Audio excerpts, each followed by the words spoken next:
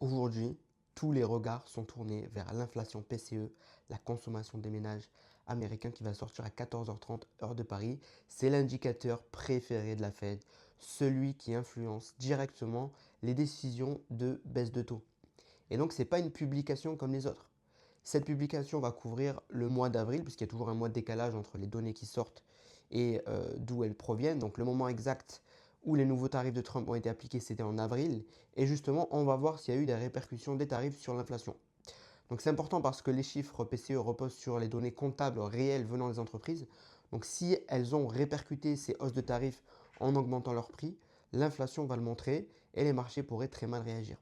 Donc les attentes sont vraiment optimistes et ça c'est pas très bon parce que on s'attend à ce qu'il y ait une augmentation seulement de 0,1% de l'inflation en glissement mensuel et de plus 0,2% en glissement annuel. Donc c'est mieux parfois que les attentes soient pessimistes, comme ça c'est plus facile de les battre. Là, contrairement, il y a des attentes qui sont optimistes, donc on va voir vraiment ce que ça donne. Mais si on reste du coup autour de 0,1% et de 2,2%, le marché sera soulagé. Mais si on sort au-dessus, on peut s'attendre à une correction immédiate sur les marchés crypto. Donc Trump a rencontré Jérôme Powell hier à la Maison Blanche avec un échange direct qui pourrait peser sur les prochaines décisions de la Fed. On sait que Trump met la pression à Jérôme Powell pour qu'il baisse les taux d'intérêt et assouplisse sa politique monétaire.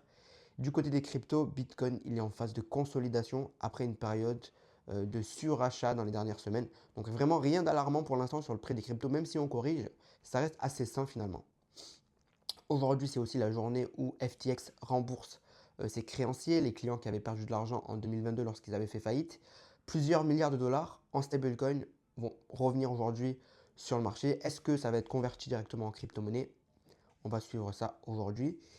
Et selon le modèle de liquidité globale, donc la liquidité mondiale, un nouvel ATH de Bitcoin est encore possible d'ici 2 à 3 semaines sur le mois de juin. Donc pour résumer, journée d'aujourd'hui, 14h30, heure de Paris, inflation PCE qui sort, fort potentiel de volatilité. On va suivre aussi les tensions commerciales, donc en ce moment la diplomatie entre Donald Trump et Xi en Chine et l'injection de liquidité via FTX, la plateforme qui avait fait faillite en 2022. Donc journée à surveiller de très près. Je te recommande vraiment de rester branché. Il y a beaucoup de choses qui se passent en ce moment. La meilleure chose pour que tu puisses le faire, c'est rejoindre mon groupe Telegram 100% gratuit où je t'informe des actualités économiques et crypto chaque jour en temps réel.